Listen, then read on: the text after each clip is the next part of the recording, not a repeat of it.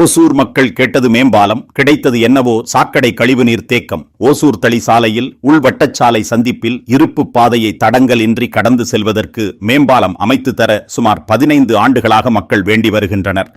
இந்நிலையில் கடந்த 3 மாதங்களாக கழிவுநீர் வடிகால் ஓடையில் அடைப்பு ஏற்பட்டு அப்பகுதி முழுவதும் சாக்கடை நீர்த்தேக்கமாக திகழ்ந்து வருகிறது. ஏற்கனவே இப்பகுதி ரயில்வே கேட்டினால் போக்குவரத்தில் சிக்கித் தவிக்கும் நிலையில் இந்த கழிவுநீர் குட்டை மேலும் போக்குவரத்து நெருக்கடியை ஏற்படுத்துகிறது. இப்பகுதியை நாளொன்றுக்கு ஆயிரக்கணக்கான வண்டிகள் கடக்கும் சூழலில் இந்த கழிவு நீர் குட்டை போக்குவரத்து நெரிசல் மட்டுமின்றி பல்வேறு விபத்துக்களை ஏற்படுத்துவதாகவும் பகுதியில் கடை வைத்திருப்பவர்கள் தெரிவிக்கின்றனர். மாநகராட்சி ஆணையர் இதற்கு தீர்வு வழங்குவார் என எதிர்பார்த்து காத்திருக்கின்றனர். இது 3 months இது ப்ராப்ளம் இருக்குது. தண்ணி ரொம்ப சாக்கடை தண்ணி. இது முனிசிபாலிட்டிக்காரங்க பார்க்க மாட்டேன்றாங்க.